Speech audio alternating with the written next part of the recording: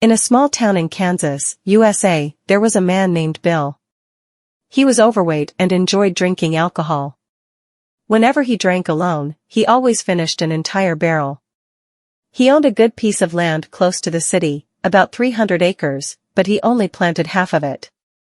Despite this, his family was very wealthy, and drinking did not affect his family. One day, a pastor from the West met Bill and told him that he might have a strange illness. Bill replied, "Really?" The pastor asked him, "Have you ever been drunk when you drink?" Bill said, "Never." The pastor said, "That's because you have alcohol worms in your stomach." Bill was very surprised and asked the pastor to help him cure the disease. The pastor said, "It's simple." Bill asked, "Do I need any medicine?" The pastor said no medicine was needed. He just needed to kneel under the sun with a glass of good wine in front of him. He had to endure not being able to drink, just kneeling for less than an hour, to make the alcohol worms come out. Following the pastor's instructions, Bill went under the sun and knelt in front of a glass of wine. After about half an hour, he felt hot and thirsty, really wanting to drink. At this moment, he smelled the fragrance of wine, felt unbearable heat in his stomach, and suddenly felt a severe itch in his throat. He spat out something into the wine glass.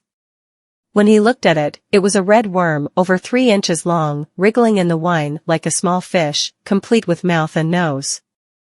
The pastor took the glass, and the worm almost jumped out of it.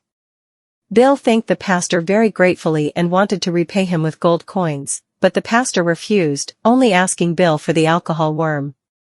Bill asked him, "What do you want the alcohol worm for?" The pastor replied, "It is the essence of wine. Just put it in a bucket full of water and stir, and it will turn into good wine." Bill let the pastor experiment, and it worked.